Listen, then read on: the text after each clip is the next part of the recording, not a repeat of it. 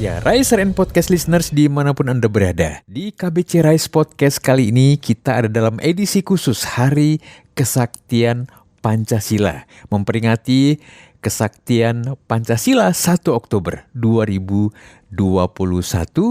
Dan tema kita adalah potensi maksimal di tengah tekanan, sebuah rangkaian acara dari gathering alumni Road to Success Nasional yang pesertanya juga mencerminkan nilai-nilai Pancasila karena berasal dari berbagai suku, lintas agama, ya. Jadi suasana Bhinneka Tunggal Ika betul-betul tercermin dalam acara ini. Kita juga akan mendengarkan inspirasi yang juga pasti akan melengkapi setiap Anda dari dua narasumber kita yang luar biasa, yaitu Bapak Nur Rahman Urip dan juga Bapak Markus Kristianto, dan juga nanti akan dipandu oleh host Tony Chen. Edisi khusus kali ini memang diangkat untuk menyemangati Anda semua, untuk menginspirasi Anda semua bahwa sebagai sebuah bangsa dalam rangka memperingati Hari Kesaktian Pancasila yang adalah pemersatu kita sebagai bangsa Indonesia. Nah, tema yang diangkat kali ini memang masih ada hubungannya dengan kondisi saat ini yang sedang dihadapi oleh bangsa kita. Dan harapan kami melalui episode ini, semangat dan nilai-nilai Pancasila bisa menginspirasi kita semua. Seperti apa serunya, seperti apa inspirasi-inspirasi yang akan disampaikan oleh narasumber kita. Kita dengarkan. Acara ini dipandu oleh host kita, Tony Chen.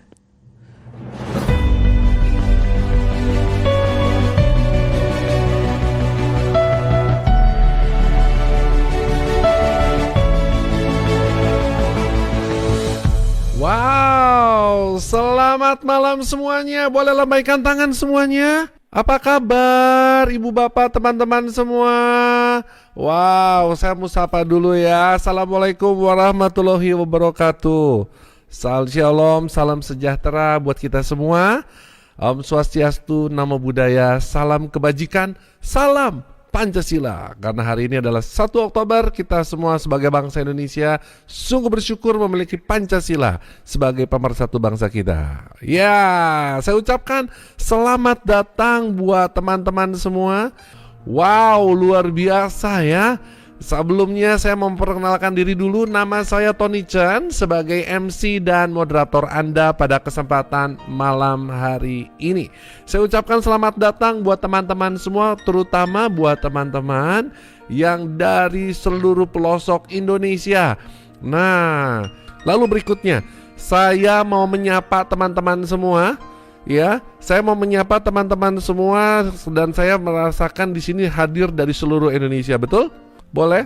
Dari Makassar, selamat datang Makassar, selamat malam. Sidoarjo, Lembang, wow, Bandung, Cepu, Klaten, Banjarmasin, Wonogiri, Bogor, Jogja, Tulung Agung, Trenggalek, wow, Malang, wow, selamat. Selamat datang Purwokerto, Sukoharjo, Surabaya, Samarinda, Kebonjeruk. Wah, ini Kebonjeruk jauh nih. Ya, Orange Garden. Tempat saya itu Orange Garden. Cimahi. Wah, kumaha damang Cimahi. Aduh, kampung halaman saya itu mah Cimahi ya. Polri Cipondoh. Wow, mantap. Bandung, Wonogiri, Lubuk Linggau. Selamat datang Depok. Wah, ini daerah Holland sana ya. Oke, Cengkareng dong katanya ya. Oke, selamat datang semua. Solo, wow, luar biasa, dari seluruh Indonesia hadir. Bali, hai Bali, oke. Dari Lembang juga ya, ada dari Solo Berseri.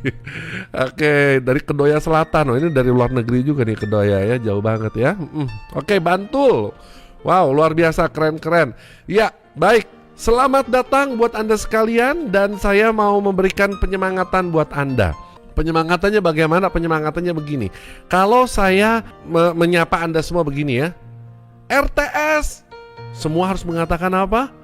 Wow, menarik gitu ya, boleh? Baik, teman-teman semua, saya akan memberitahukan kepada Anda semua bahwa acara kita malam hari ini sungguh-sungguh luar biasa. Kenapa? Kita akan menghadirkan 2 orang narasumber yang sangat-sangat inspiratif, 2 orang narasumber yang akan membekali kita, menyemangati kita, dan terutama akan menginspirasi kita. Baik, Bapak dan Ibu, teman-teman semua, kita akan langsung saja mau menjumpai salah seorang narasumber kita yang pertama. Ya, mungkin kalau Bapak dan Ibu teman-teman yang udah pernah mengikuti Camp Road to Success pasti mengenal sosok beliau ya. Beliau ini boleh dibilang fenomenalnya ya, fenomenal banget ya.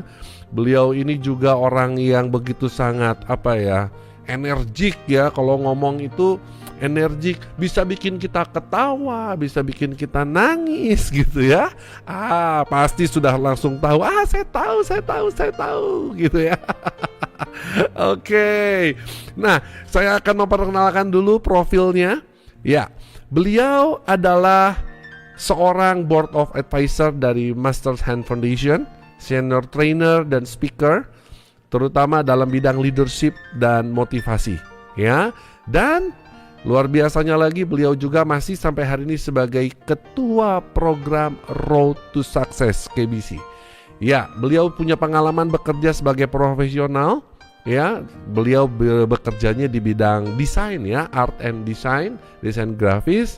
Dan mari kita langsung saja sambut kehadirannya di tengah-tengah kita untuk Bapak Markus Kristianto. Wow. Ya, halo Pak Markus. Oke. Selamat bisa, malam Pak. semuanya. Apa kabar yang ada di tempat ini semuanya? Wah, kabarnya luar biasa pastinya, Pak. Ya, saya percaya malam ini bukan malam yang kebetulan kita boleh bersama-sama kembali setelah saya nggak tahu udah berapa lama ya kita nggak bersama-sama ya dalam pertemuan-pertemuan yang sifatnya kita bisa bersama-sama lewat offline. Nah, malam ini tentu saya senang ya, kembali lagi saya difasilitasi untuk acara ini, dan ini adalah sepertinya kita saya rasanya kangen sekali ya, kangen dengan Anda semua ini. Ya, tentu saya nggak terlalu bisa berkenalan lebih jauh karena sekali lagi teman-teman semua kan jauh lebih kenal daripada saya sebelum kita bertemu dengan ini kan ya. Kita udah bersama-sama, dan kalau bercerita kisah hidup tentu itu sudah bagian teman-teman juga pasti masih ingat ya. Nah, bagi teman-teman di sini yang belum tahu, mungkin ada yang baru ya, saya juga nggak tahu, belum tentu. Iya kan? Pak, soalnya di sini ada juga ternyata yang belum kenal Bapak, Pak. Ya. Oh gitu. Ya, walaupun Bapak sudah terkenal, tapi mungkin ada yang perlu Bapak perkenalkan ya. Oke. Silakan Pak, mau perkenalkan diri dulu Pak. Enggak, saya perkenalannya juga tadi sudah disebutkan oleh Bro Tony tadi kan sebentar. Nah, secara detail, kalau Anda pengen tahu perjuangan saya yang lebih Anda dapatkan banyak hal. Kalau seandainya Anda pengen tahu lebih detail, jangan lupa ikuti nanti program RTS yang akan ada nanti di bulan, kalau saya November ya, Anda akan lebih tahu bagaimana perjuangan saya. Ya, bagi yang belum, sekali lagi yang belum lebih kenal jauh ya, tapi untuk icip-icipnya, untuk secara mengicipin aja, merasakan sedikit, ya balik lagi ya tadi, kalau Anda lihat saya dengan kursi roda, ya itu bukan hal yang mudah di situasi yang saya jalani hidup ini ya. Saya memang betul-betul mengalami banyak hal di dalam tantangan hidup saya. Makanya hari ini saya sengaja bertemu dengan teman-teman dengan tema yang luar biasa, potensi maksimal di tengah tekanan. Apa yang saya alami, apa yang saya jalani, itu sudah saya juga buktikan bahwa justru lewat situasi yang mungkin menekan Anda, mungkin kita mengalami situasi yang nggak enak, tapi justru disitulah kunci kita bisa mendapatkan kemaksimalan kita dalam beberapa banyak hal, utamanya potensi kita. Ya, tentu penasaran kan? Nanti penasaran Pak, kita pengen tahu nih Pak Markus. Kita mau penasaran nih, Pak Markus kan ya, kita semua tahu Pak Markus adalah salah seorang yang di kursi roda. Kita udah tahu itu ya. Tetapi Pak Markus juga tetap mau berusaha untuk bangkit keluar gitu ya, untuk bisa menjadi motivasi buat orang lain, inspirasi buat orang lain. Nah, tetapi kan kita mengalami satu kendala nih Pak, hampir 2 tahun kita pandemi nih, COVID. Nah, pasti saya yakin begini Pak Markus, teman-teman di sini yang para karyawan, karyawati atau para profesional juga mengalami banyak sekali ya mungkin ada kesulitan, tantangan di dalam pekerjaan, terutama masa pandemi ini ya. Nah, mungkin Pak Markus mungkin bisa ceritakan apa sih yang Pak Markus rasakan ya efek pandemi ini. Lalu berikutnya apa yang Pak Markus lakukan untuk bisa bertahan, bahkan kalau saya lihat bahwa justru di pandemi ini sampai hari ini Pak Markus malah lebih bisa memberikan kontribusi, malah bisa lebih produktif malah kalau saya perhatikan ya. Nah, Pak Markus, ayo dong ceritain ke kita nih Pak, gimana nih Pak perjuangan Bapak selama masa pandemi ini? Oke, saya akan share screen sebentar ya ke Silakan, Pak. teman-teman. Saya berharap ini menjadi bagian untuk kita bersama-sama belajar untuk bagaimana yang namanya mengalami dengan situasi ini, tapi potensi kita jauh lebih maksimal. Nah, ini adalah bagian di mana kita mengalami bersama teman-teman. Kalau saya berikan slide-nya ini, saya cuma hanya menjelaskan kepada kita semua bahwa sementara ini kita semua, ya tidak terkecuali bidang apapun, ya bahkan di level manapun, jangan Anda merasa bahwa cuma di level Anda merasakan krisisnya hari ini. Enggak, semua. Saya sudah bertemu dengan begitu banyak teman-teman yang hari ini mereka cukup banyak mendapatkan dampak efek yang tanda kutip ya agak nggak menyenangkan ya. Mereka habis patah, ada yang terlibas, ada yang juga bangkrut ya, bahkan ya. Saya menemukan juga ada beberapa sudah berencana investasi besar-besaran, sudah tertanam, kena masalah ini yang tidak terduga. Dan mereka sekarang sedang kolaps semua, dan mereka sedang bingung dan bertanya. Nah, permasalahannya banyak kita yang tidak siap dan akhirnya masuk ke dalam situasi yang akhirnya situasinya akhirnya kita menyerah. Dan itu terjadi banyak sekali. Hari ini makanya banyak orang sudah, istilahnya Pak ya, sudah mengibarkan bendera putih. Udahlah, gue udah nggak mampu, udah selesai. Ya, padahal justru di saat ini nanti kita bisa lihat begitu banyak nanti juga kisah-kisah nyata mereka juga kalau Anda lihat ada begitu di tengah kondisi seperti ini mereka juga bisa eksis ternyata. Saya juga salah satu juga terimbas, teman-teman tadi Pak Tony sudah menerangkan dan itu terjadi juga di hidup saya. Hari ini untung saya pernah bertemu dengan Anda semua. Saya ingat sekali waktu itu bagaimana saya selalu mengingatkan kepada Anda bahwa ke depan itu begitu banyak proses yang akan kita hadapi. Tapi percayalah, yang penting jangan pernah menyerah. Nah, hari ini kita semua di level apapun, di bisnis apapun ya, bahkan dimanapun area, kita sebetulnya sedang menghadapi satu dipaksa untuk berubah. Ya, berubah dari sisi mana? Banyak sekali. Ya, entah dari sisi perubahan ketergantungan kita kepada yang di atas atau Tuhan, ya, ketergantungan kita kepada situasi yang lebih benar, bukan selama ini atas dasar prestasi, hasil kerja saya, ya, hasil usaha saya dan sebagainya. Nah, tapi tenang, teman-teman, SOS ini nanti kita akan pakai, ya. Nanti saya akan kasih tipsnya hanya 3. Dari singkatan SOS ini bukan dari sisi nyerah. Ya, tapi dari sisi justru kita bangkit membuktikan potensi kita lebih maksimal. Oke, saya akan buka dulu dengan gambar ini. Saya senang ya, gambar ini kayaknya ada sesuatu yang terkupas ya. Ini menarik.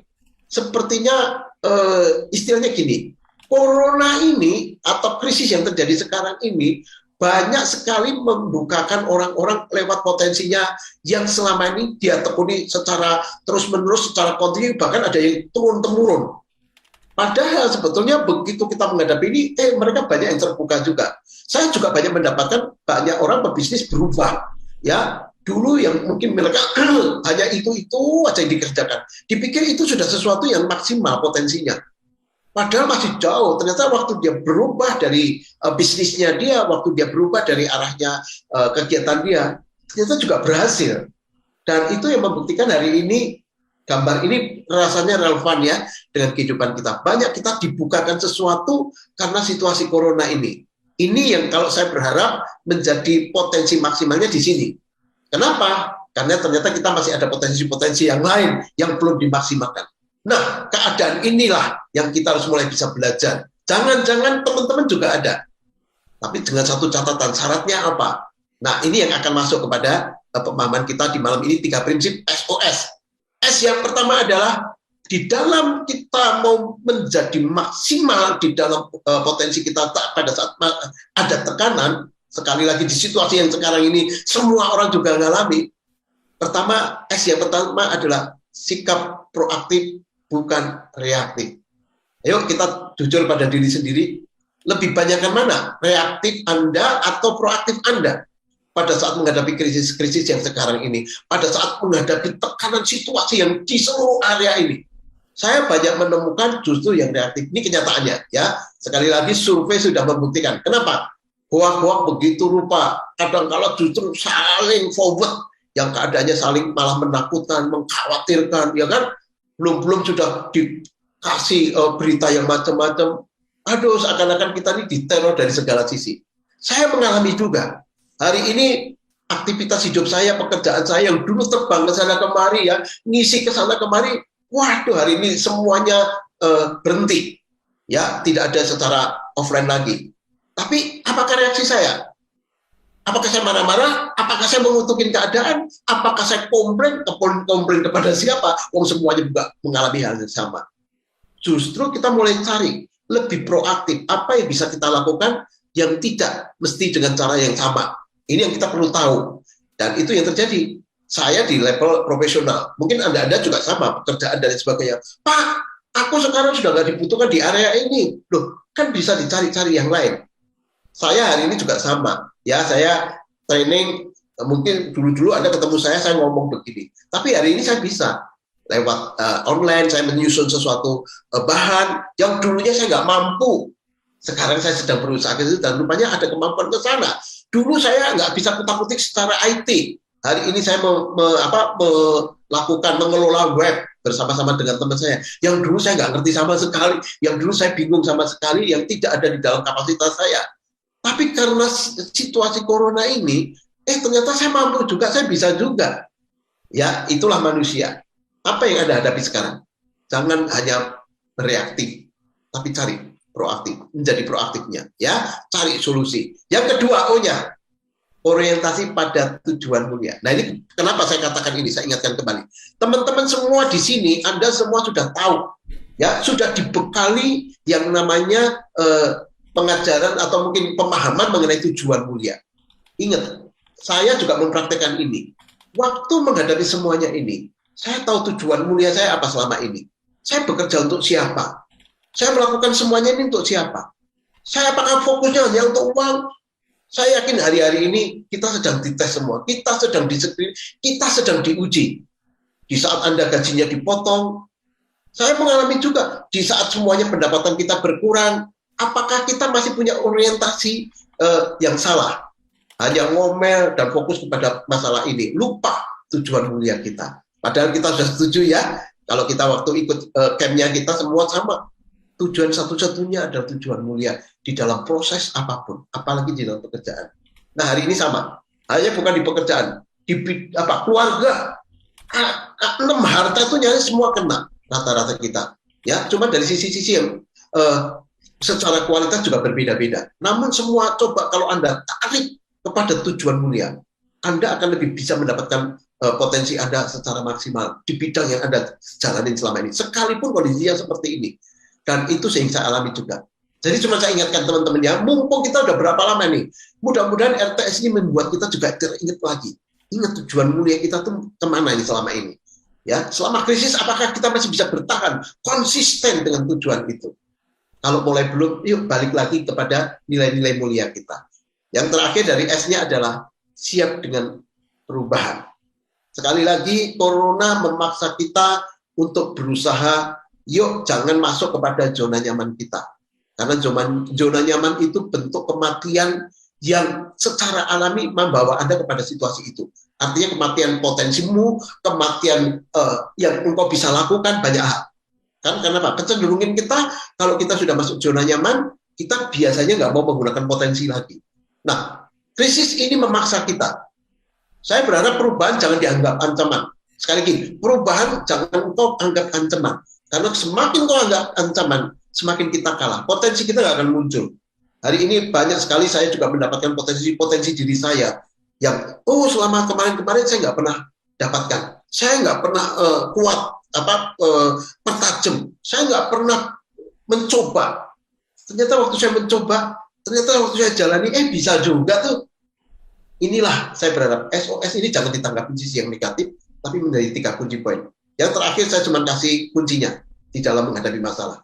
Ya, sebelum saya kasih kepada Pak Tony lagi atau Bro Tony, Betul nih ya. Yuk, ini baca bagus banget nih kalimatnya. Orang bodoh memperbesar masalah. Orang biasa membicarakan masalah. Orang besar mengatasi masalah. Orang bijak bersyukur dengan masalah. Nah, orang kreatif melihat peluang ya dari masalah itu sendiri. Ada kesempatan dalam kesempitan, istilahnya seperti itu. Nah, yang paling luar biasa adalah orang beriman ini. Dia berprinsip, kita mempunyai satu anggapan pola pikir, itu kita menaikkan derajat kualitas hidup kita, apapun bentuknya. Ini dari pemahaman yang saya dapatkan dan saya lakukan. Ini sekali lagi poin yang satu ini saya cuma lihat dari sisi di mana kita bisa dapatkan sesuatu potensi maksimal.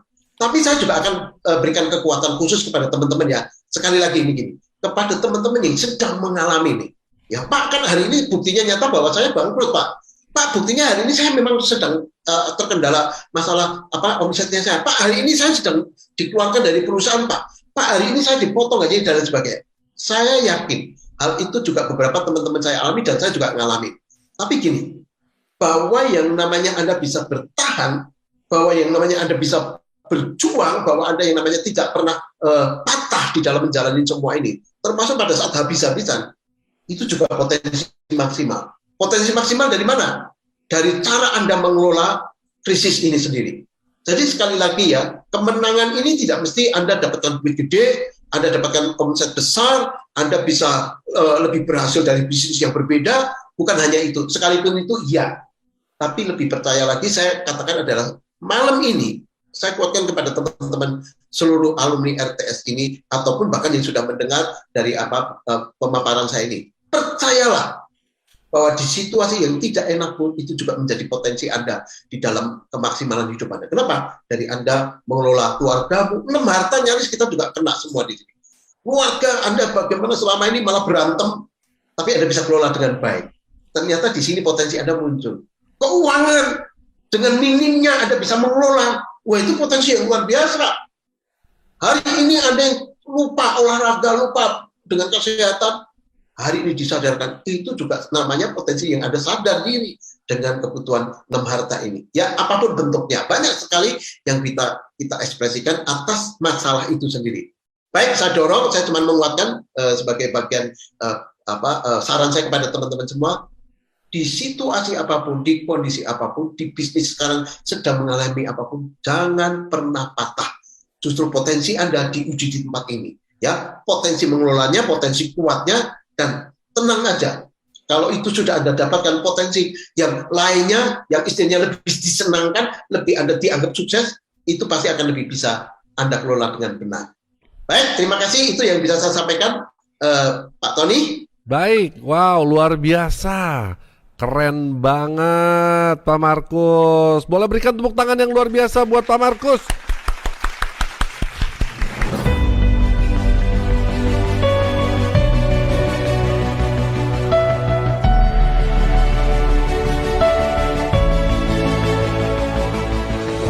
Podcast listeners, Anda sudah mendengarkan sebenarnya pertanyaan yang paling penting untuk kita sama-sama semangati ya saat ini adalah bagaimana kita sebagai sebuah bangsa itu terus menjaga, terus melestarikan, bahkan menghidupi nilai-nilai kesaktian Pancasila dalam konteks keragaman, dalam konteks kebersamaan, dan juga dalam konteks bagaimana kita sebagai anak-anak bangsa bisa sama-sama memahami bagaimana Pancasila terus bisa menjadi pemersatu dan juga memaksimalkan setiap potensi kita menghadapi tekanan maupun pergumulan yang ada.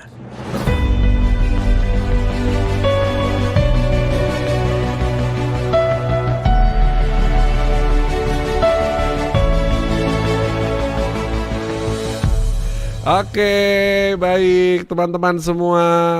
Sekarang kita akan langsung mau menyapa ya. Sekarang saya mau menyapa narasumber kita yang berikutnya ya. Narasumber kita yang kedua ini adalah orang yang sungguh-sungguh luar biasa juga Ya, kalau saya melihat profilnya itu, wah, ini orang sungguh-sungguh orang yang inspiratif banget.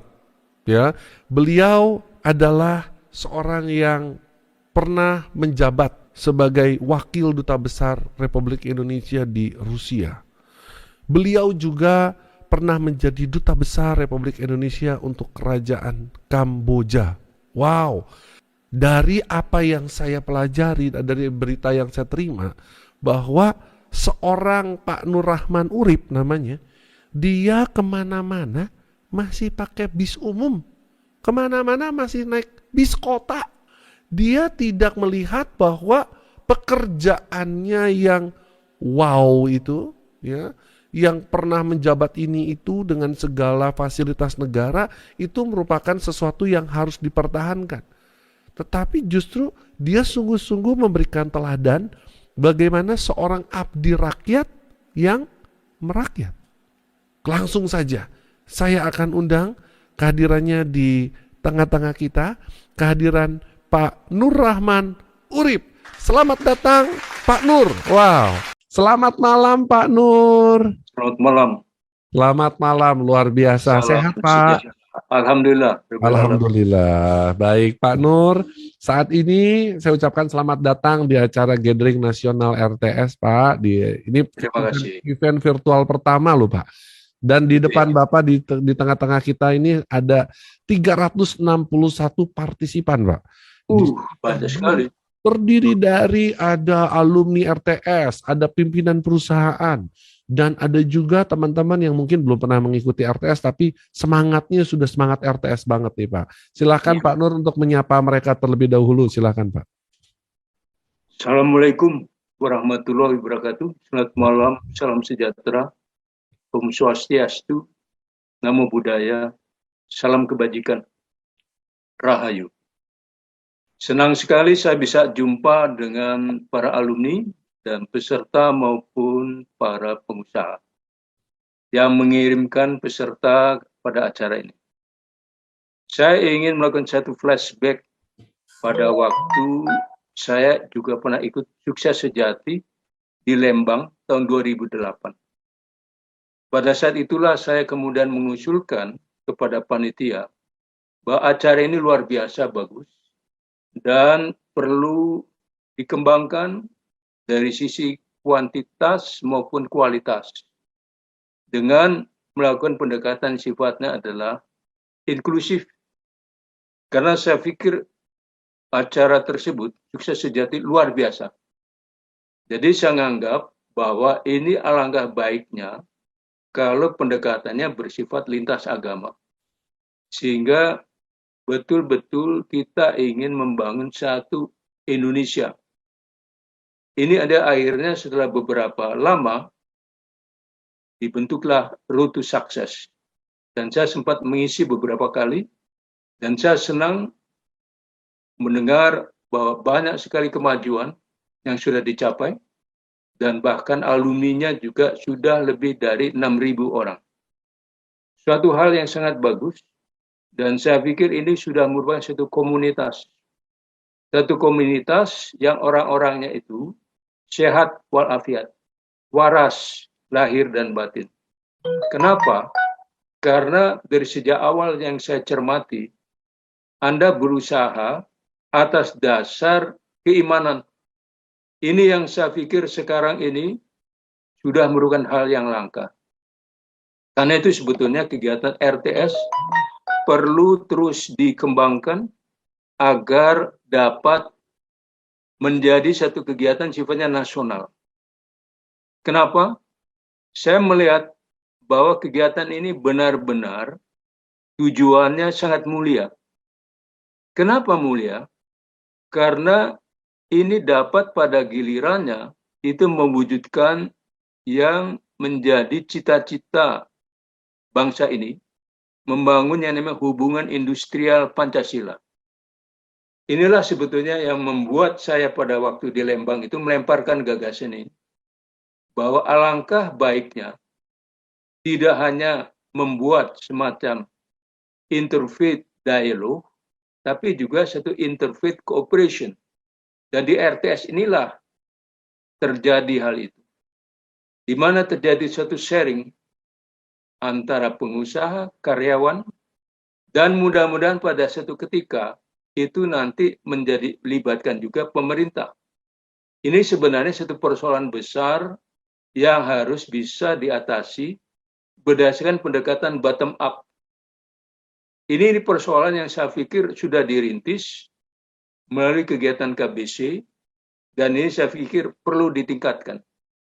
Dan saya berpikir bahwa alangkah baiknya kalau RTS bisa ikut berkontribusi yang nyata bagi pembangunan bangsa ini ke depan. Kenapa? Abad 21 adalah abad Asia, di mana di sini kita lihat kebangkitan bangsa Asia, khususnya di Asia Timur, lebih khusus lagi China, People Republic of China, yang sekarang mampu menantang Amerika Serikat sebagai satu kekuatan yang selama ini gerecokin terus terang aja. Nah, di sini persoalan-persoalan yang saya pikir RTS perlu dikembangkan. Dan saya sudah bicara dengan Pak Julian, bagaimana ini bisa dikembangkan juga dengan Pak Markus.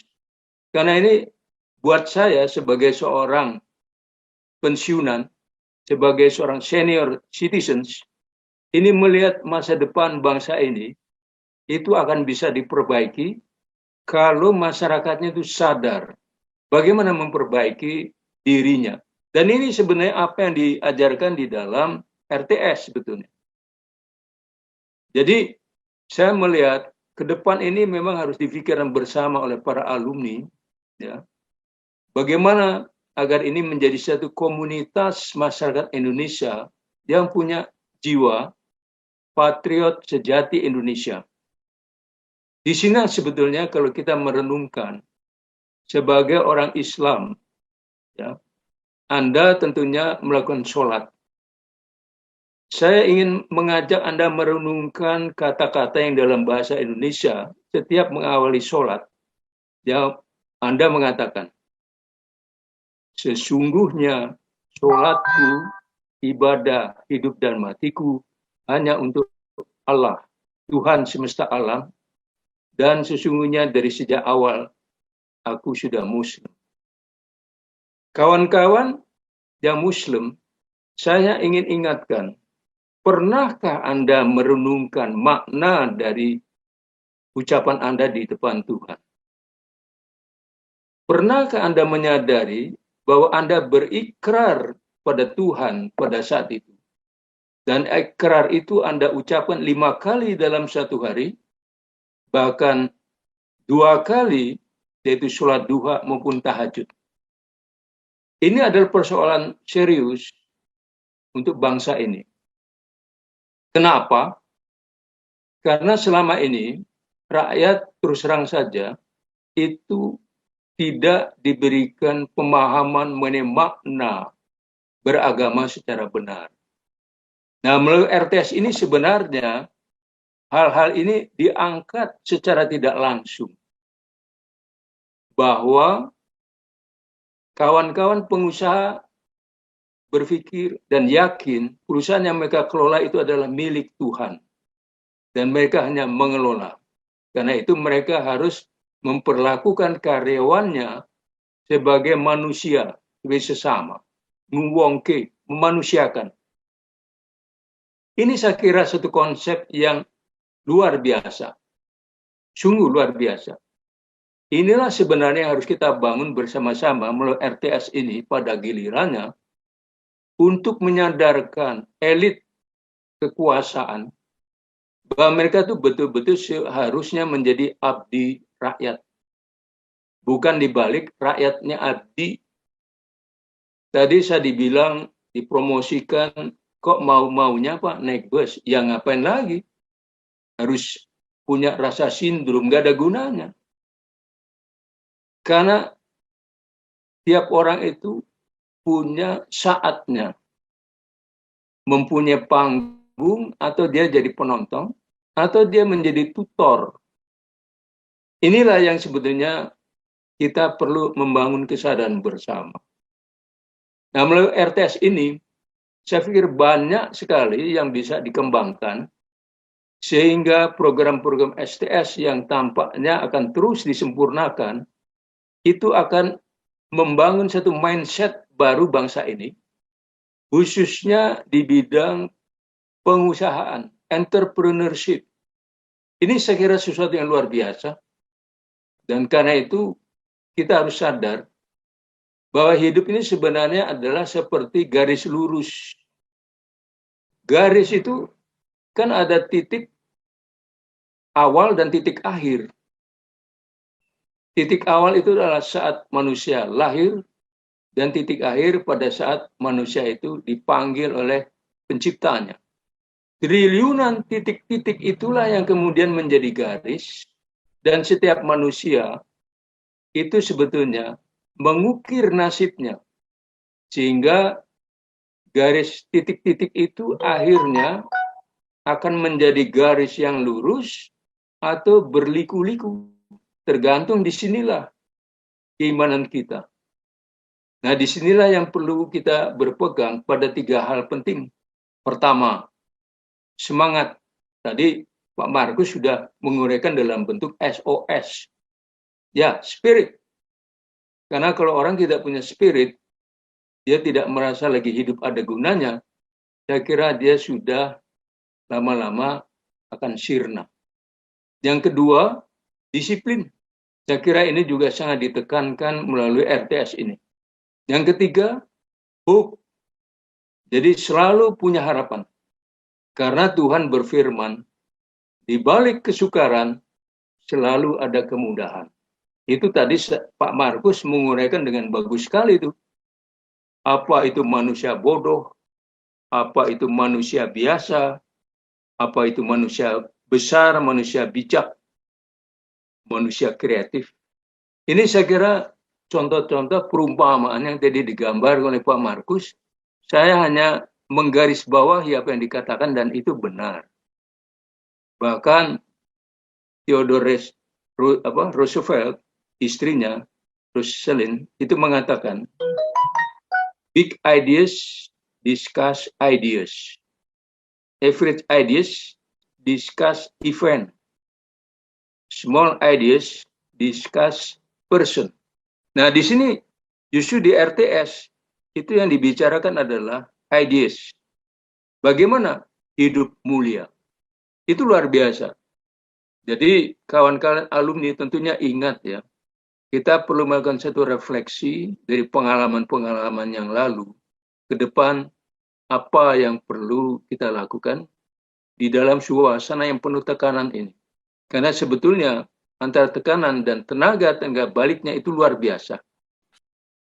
Pak Nur, apa nih penyemangatan? Tadi Pak Nur sudah sempat hampir sampai nih ya. Apa penyemangatan buat kita semua nih Pak Nur malam hari ini? Silakan. Jadi saya pikir kita pertama-tama harus bersyukur bahwa kita masih sehat. Itu satu harta karunia dari Tuhan pada kita. Nah, sehat itu kan ada 2. Sehat secara jasmani dan sehat secara rohani. Yang celaka itu kalau orang bukan hanya cacat jasmani, tapi kalau dia sudah cacat rohani. Kalau cacat rohani udah sukar ngobatinya. Kalau cacat jasmani saya kira masih bisa.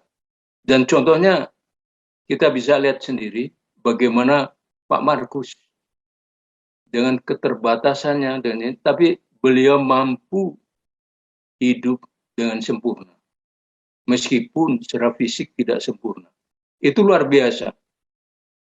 Saya bertanya pada Tuhan pada suatu ketika, pada waktu itu saya harus tandem dengan beliau. Tuhan, kenapa saya harus tandem dengan beliau? Tuhan langsung jawab, kalau dia sanggup, kamu harus sanggup juga. Itu pelajaran buat saya. Tuhan menjawab sapaan saya langsung. Nah, ini sebenarnya sesuatu yang saya ingin ajak para alumni, para pimpinan perusahaan. Marilah kita bersikap responsif, bukan reaktif, selalu mengantisipasi, mencoba untuk menanggulangi berbagai hambatan. Hambatan itu biasanya dari dalam diri kita. Kemudian menanggulangi tantangan, gangguan, dan ancaman. Hambatan itu berasal dari diri kita yang disebabkan oleh 3M yang ada dalam diri Anda maupun saya. Apa itu 3M-nya? 1, males. Nah, di situ itu penyakit alamiah yang harus kita atasi setiap hari. Yang kedua, penyakit kedua M adalah munafik.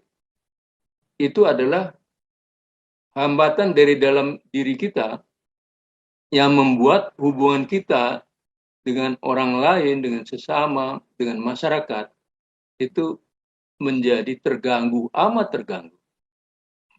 Yang ketiga yang paling berbahaya, yaitu maling.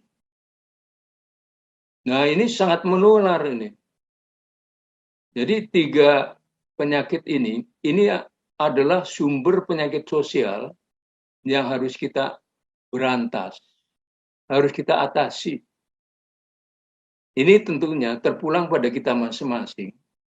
Dan itu makanya saya tadi katakan, kalau kita sebagai Muslim berikrar kepada Allah Subhanahu wa Ta'ala, Tuhan yang kita akui, dan di situ hubungan kita pribadi loh dengan Tuhan, apakah Anda sholat pribadi sendirian maupun berjamaah, itu dicatat oleh malaikat sebelah kanan dan kiri kita.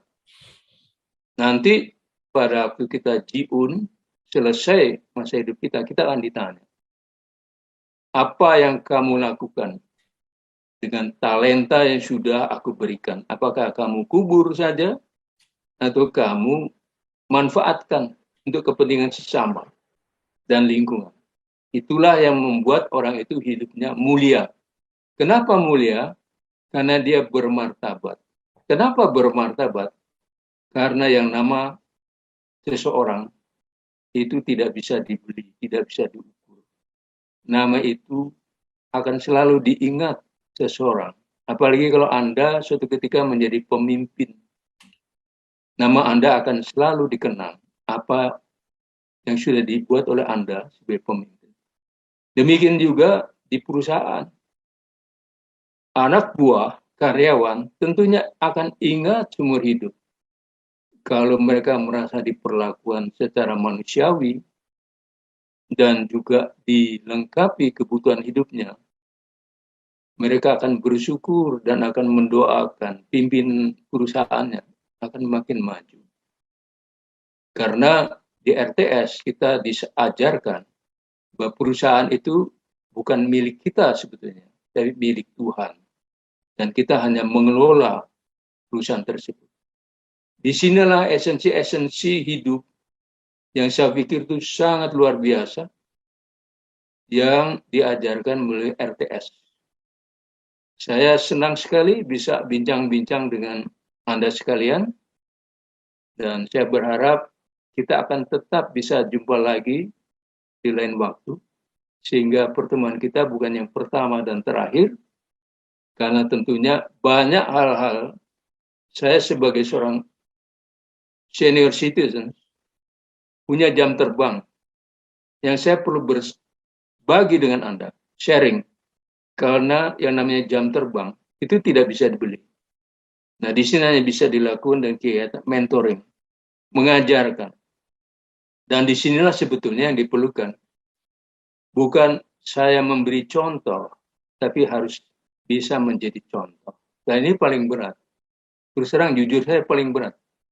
Memberi contoh mudah, siapapun akan bisa. Tapi menjadi contoh sukar. Kan ada istilah jar konek. Bisa ujar, ora iso ngelakone. Itu hal-hal itu yang saya ingin berpesan pada Anda.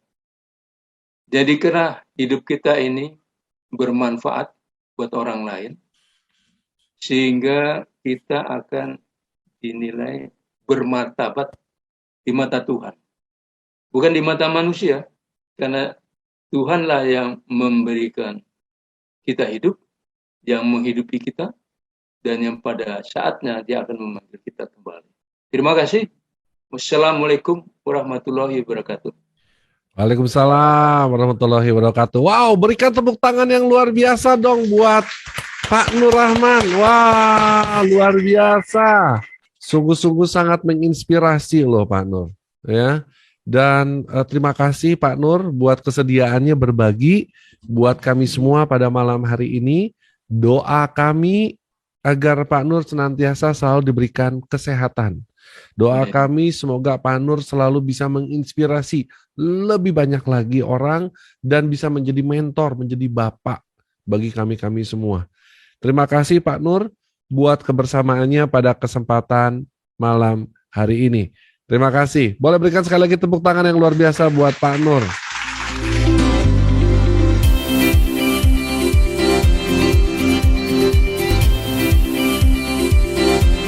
Riser and Podcast listeners, terima kasih Anda telah menyimak Rise Podcast Special Edition yang dipersembahkan oleh Kingdom Business Community. Harapan kami setiap episode Rise Podcast dapat menginspirasi Anda untuk terus mengalami transformasi dalam melakukan bisnis dan profesi Anda untuk tujuan yang mulia, membangun bisnis melalui manusia dan membangun manusia melalui bisnis.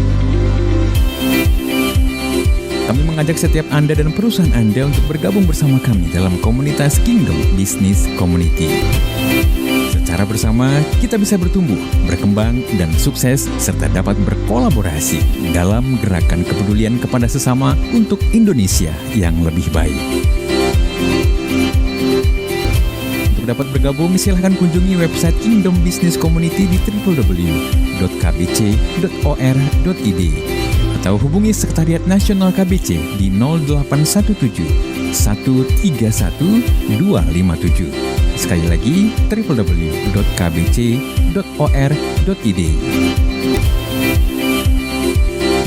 Rise Podcast Kingdom Business Community.